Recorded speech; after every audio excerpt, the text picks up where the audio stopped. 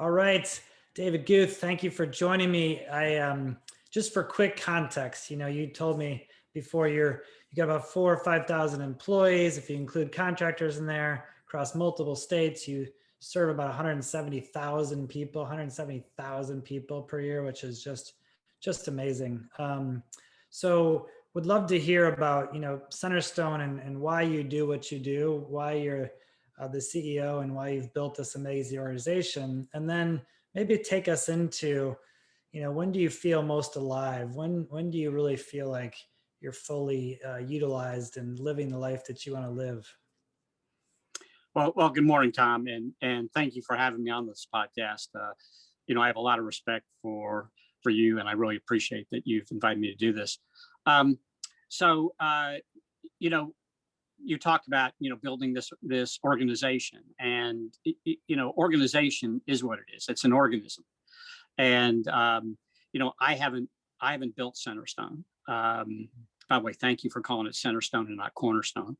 Appreciate that. Just to give you a little nod. For listeners out there, my former life was with Cornerstone, so it will probably come out at some point today, David. Yeah, no worries, but thank you. We're made up of just so many human beings, and like any organism, I do think about Centerstone as a living, breathing thing, not a corporate structure, not lines of report, not a balance sheet, but it's a living, breathing organism that I feel personally very connected to, and I feel like we have quite a few folks at Centerstone that feel that way. Like any organism, you achieve your goals when the organism is healthy. It's hard to achieve anything if the organism is unhealthy. And I think, like any organism, there are times when we are more or less healthy. And so the times that I'm most alive, to get to your question, is when everything is clicking. And that doesn't necessarily mean that we're accomplishing everything that we are setting out to do. But when the team, the people that I encounter are really working well together, and very aligned on what they're trying to accomplish. And not saying that they're not hitting roadblocks and barriers, but they are when everything's clicking, it's kind of magical, right? And so during those times, and I'll tell you, we're obviously all very COVID minded right now. When we made the transition with the onset of COVID, I will tell you that things were clicking for us, despite the fact that it was, in many ways, the most frightening and horrific times that most of us could recall. But it brought everybody together. There was this common challenge. There was this,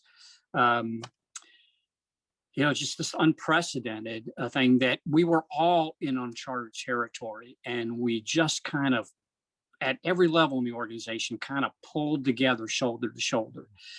I started calling staff randomly as we went into that middle of week of March. We had moved 3,500 of our folks in a week's time to work at home. We had moved most of our ambulatory care to virtual. We were desperately trying to make do for our residential and inpatient staff with the PPE that we could beg, borrow, scrounge, or have somebody make from home. We were doing all that, but the reality was we were all banding together. We were putting each other and our patients first. Everybody talks about that, but in day-to-day reality, there's financial things that really you just can't ignore. But in those opening months, and really throughout the pandemic, with our board support, we just said, we are not going to focus on that. We've built reserves. We're going to just focus on taking care of our patients and taking care of each other. And ironically, and I just think this is a blessing, ironically, the numbers have taken care of themselves. We've actually gotten financially stronger as we made the pivot around COVID, and so we have replenished our reserves and that kind of thing. But and really had the ability to do some things early on. For instance, we had we had even been bigger before our current size. And we spun off a large organization that was part of Centerstone. And in doing so, we had to trim down some of our shared services. And we had gone through really an unprecedented layoff. We don't like to lay off people. We very rarely, I can think of twice in my career where we've laid anybody off where there wasn't sort of a place to move them when that position went away. But this was the biggest one. And when COVID happened, it had not been that long ago that we had to do the layoff and give people those announcements. And we brought anybody that wasn't working at the time, we brought them back in. We didn't want them out there looking for work in the midst of this pandemic. We didn't want them to be without insurance during this pandemic. So we just pulled them back. And I felt like I had the permission and support from our boards to do that because, again, all of us were saying, let's take care of each other. Let's take care of our staff. Let's take care of our consumers, and we will deal with whatever we have to deal with as we get past that. So that was, I will tell you, that was difficult times.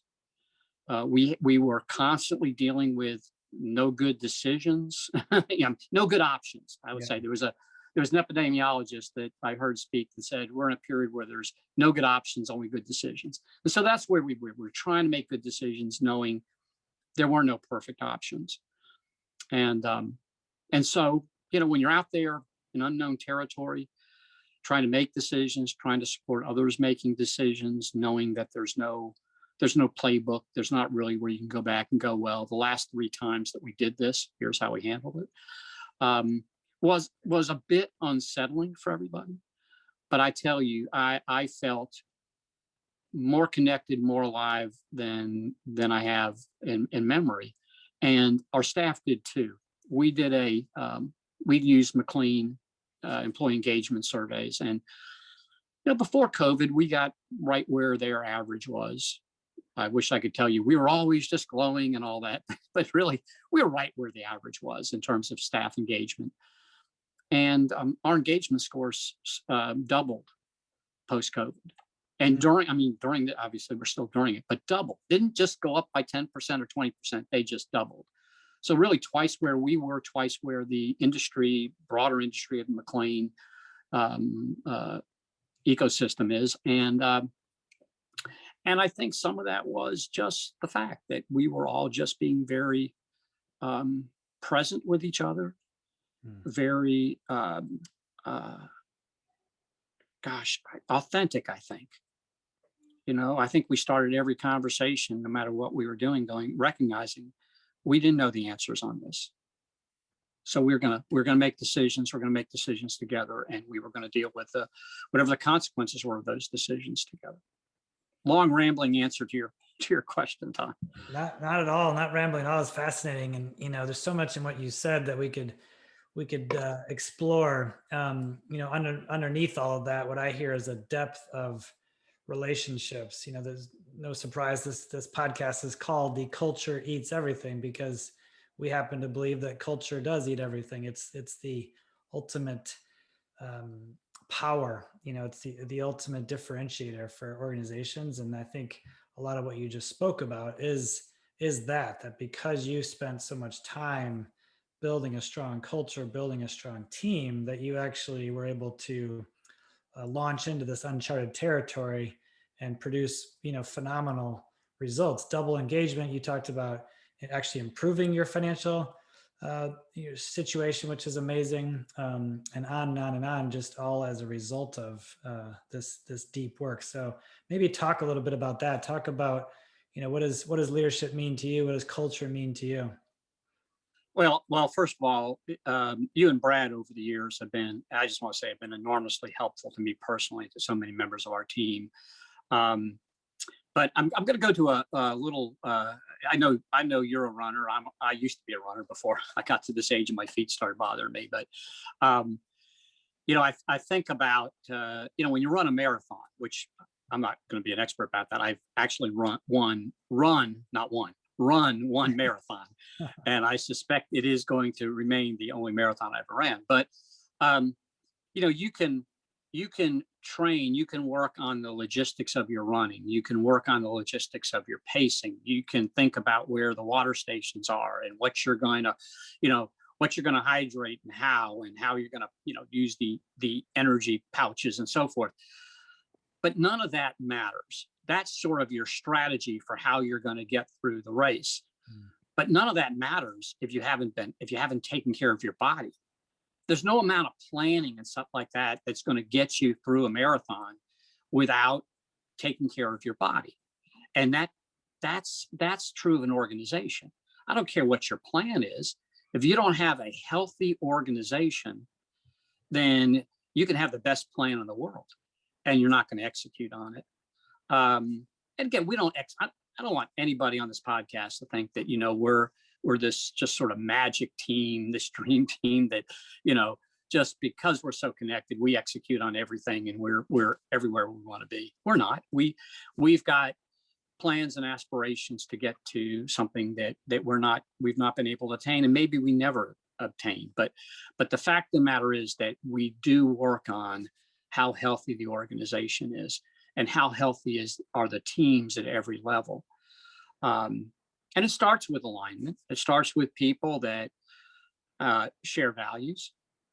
When we've done partnerships with organizations that share our values, that goes really well.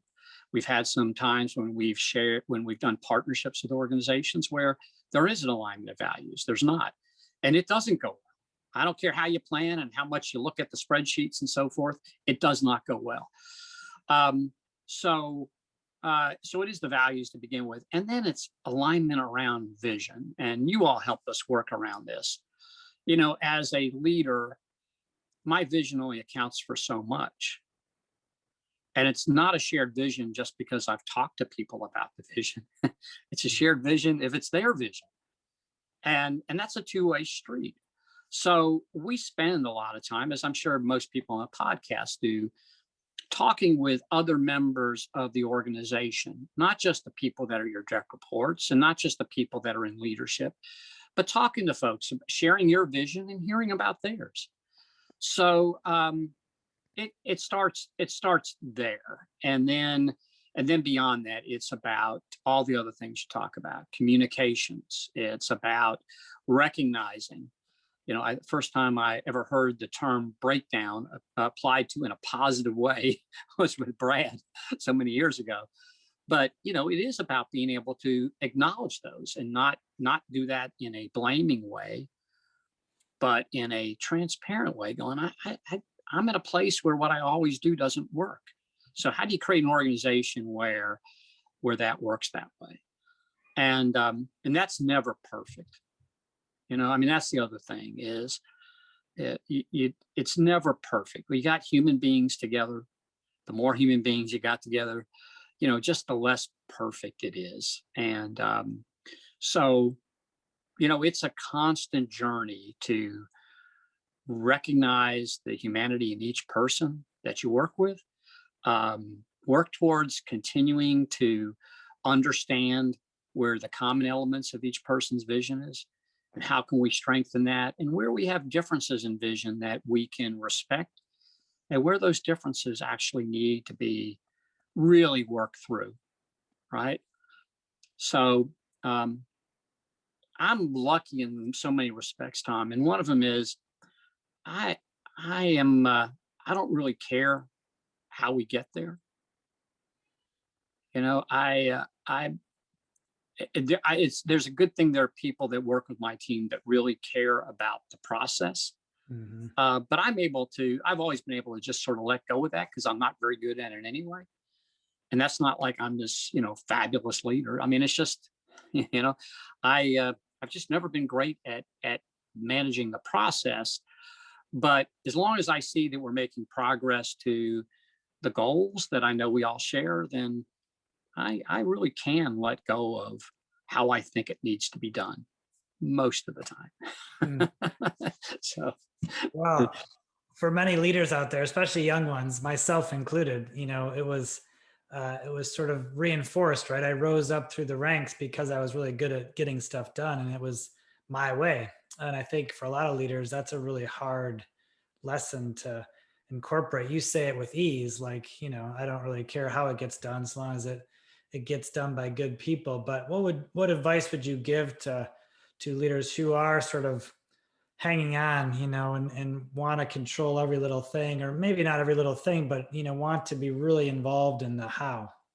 Yeah. So, we do a series for our new CEOs at Centerstone. Just the way our structure is, we have multiple Centerstone companies, and we have CEOs that are part of my team and Kevin's team, our chief operating officer. So those CEOs are part of our team, and they're accountable to us in direct line, as well as direct line to our affiliated boards.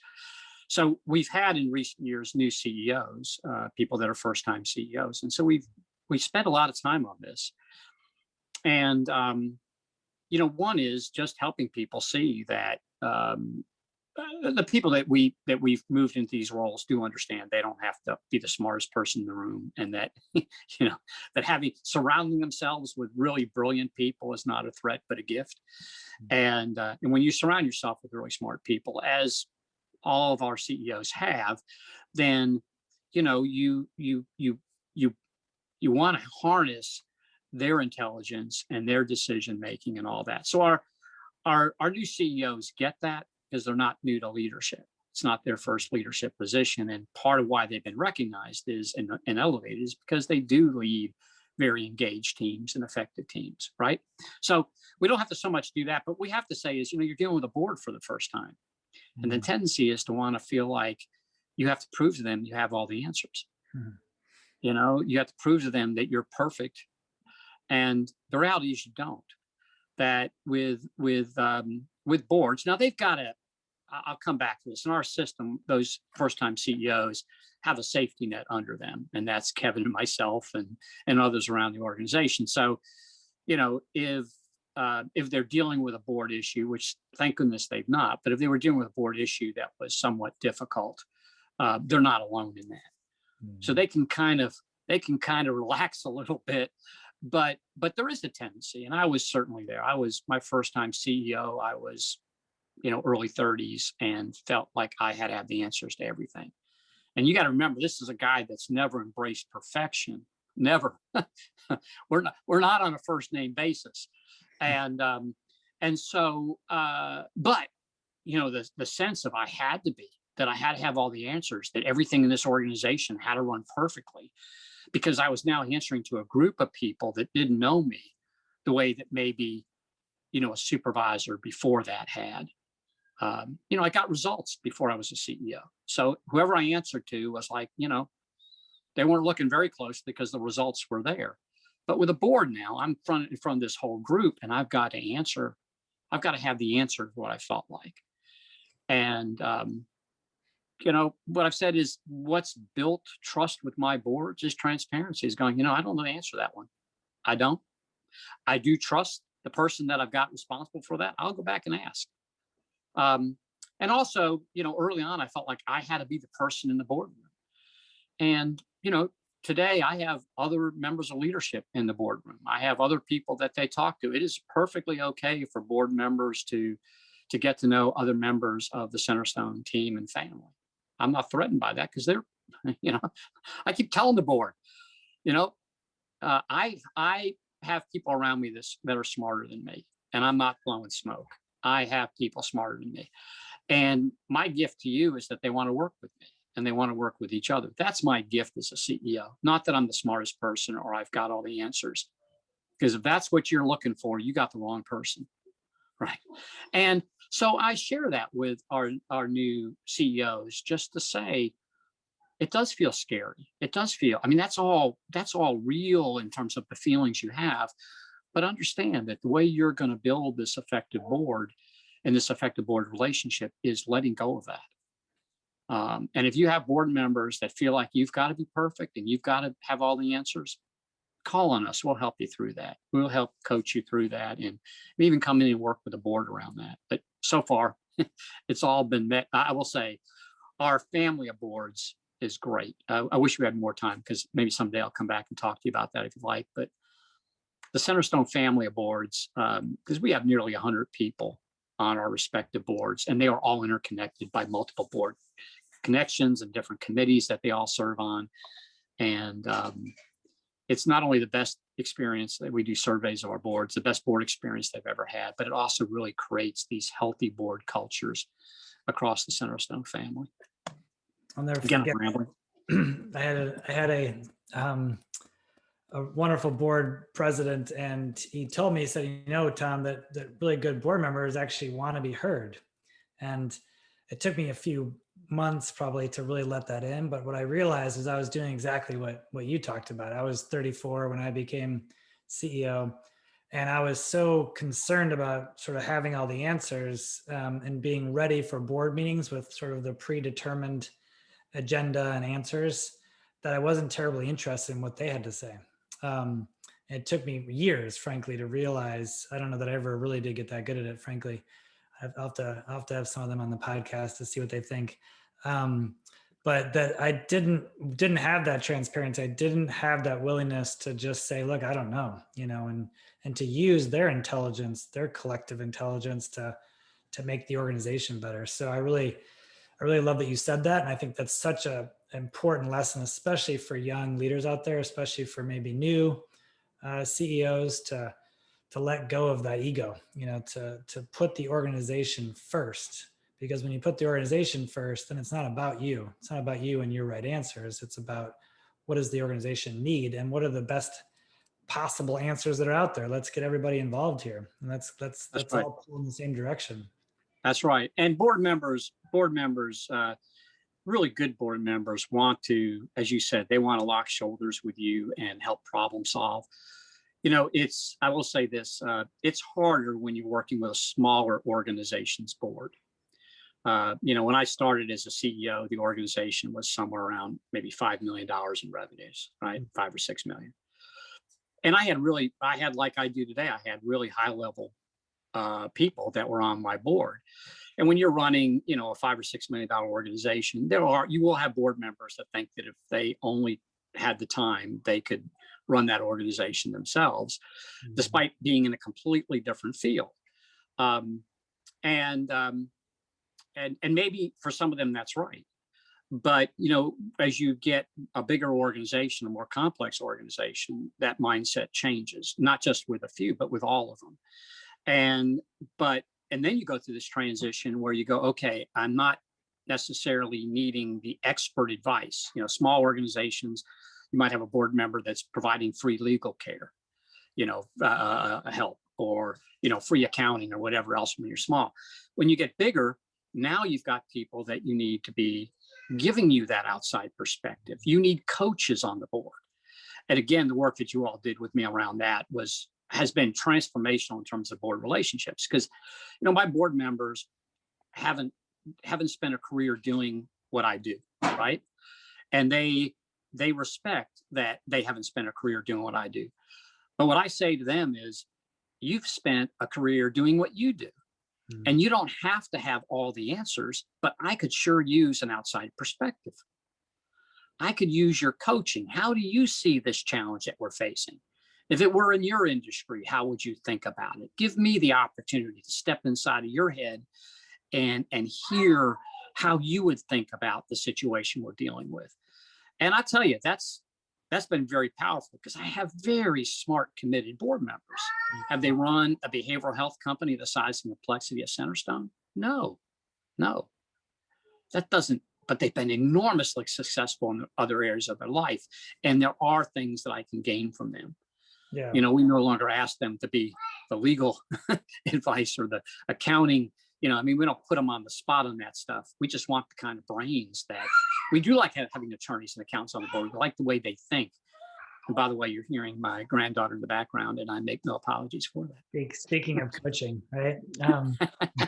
Yeah, she's down there giving advice to everybody. We get the best coaching from the little ones, the little minds, the little questions, right? Well, our time is flying by already. I do want to touch on this idea of coaching, as we call it, and kind of the value that you see there. But also would love to get, you know, a book recommendation from you. If there's one book that you would put out there as one that you love for whatever reason, what would that be? So maybe you can share on both those fronts. Okay, so I'm going to start with the books, and they really have not anything seriously to do with the subject at hand. But given that we're going through everything we're going through in this country, I'm recommending everybody on both sides of the political party to read Utopia for Realists by Rutger Bregman.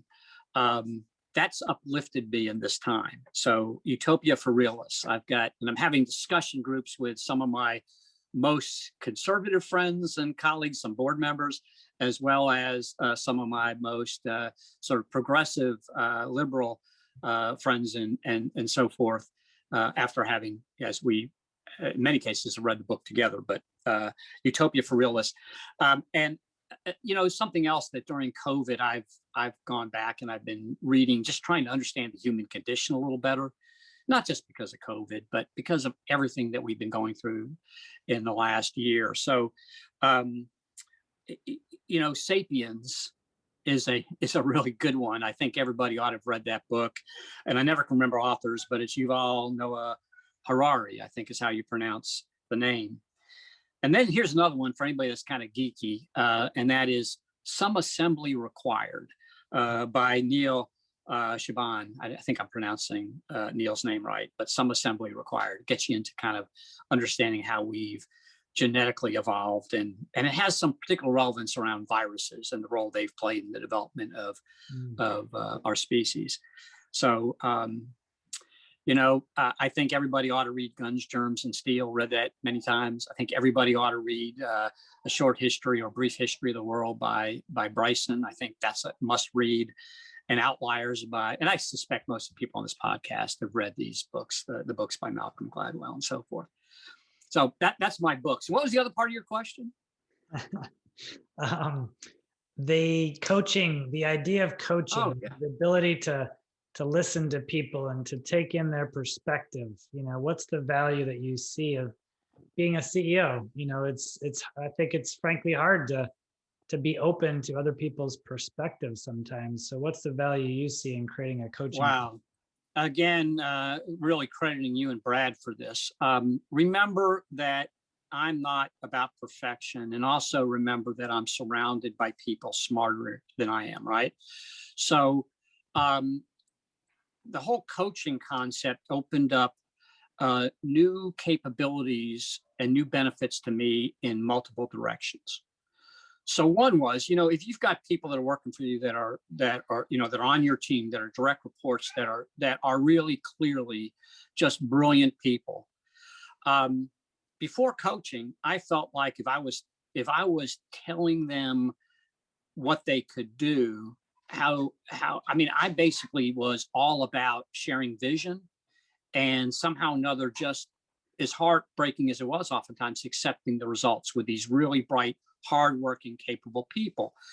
And coaching was like, wait a minute, I don't have to have the answers, but I can have some perspective. I can say, all right, you are at a roadblock. Can I just come in and offer you my perspective? I don't have to be right. And I think it was liberating for them as well. So it wasn't just about leadership conversations, and it wasn't just about accountability conversations. It was also about coaching. And for members of my team, we just have conversations on a weekly basis where it's like, okay, what coaching do you need? What coaching do you have for me? Here are some areas that I'd like some coaching from you. So I get coaching from my team members. If there's something that's not working for me, I have people that are committed to my success that I can reach out. They don't have to be right. So we have just a lot more conversations about that nowadays than we ever did before. And it's not been an overnight thing. I started working with Brad before, I think you guys, long before you all started working together. And, Brad will tell you, it took a while for me to get this whole coaching thing down. And I'm still getting better at it. But now I have coaching conversations where I get coaching from board members. I get coaching from the people that are part of my team, and I provide coaching to members of my team. It's always invited. It's perfectly okay. I say this many, many times. If you're not wanting the coaching, you can say so. you know? And by the way, we don't do coaching at the same time we do accountability. You know, we just don't do it. Accountability is nothing. Somebody's accountable to me is accountable to me. So we're going to have accountability conversations, and we're going to talk about, you know, broken promises or stalls and that kind of thing. But coaching, if you're going to come to me for coaching, that's not right at the time when you're supposed to be coming to me with results, right?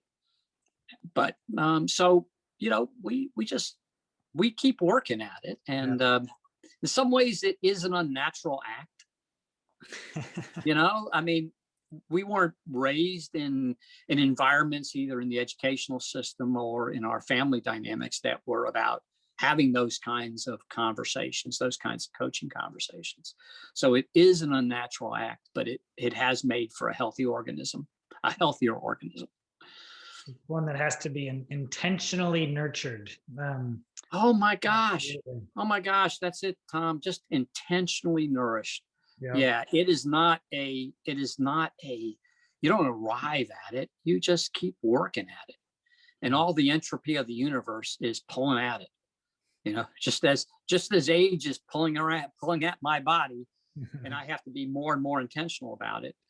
You know, the entropy of the universe is pulling at the threads of your organization, and you got to be intentional.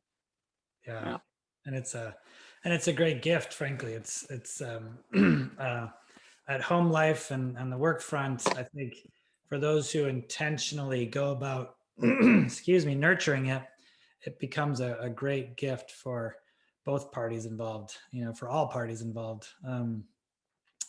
Well, David, we could go on for another 2 hours. I know that without a doubt, but I promise to wrap up on time, not just to you, but to your amazing assistant. So I will do that. I will keep my word.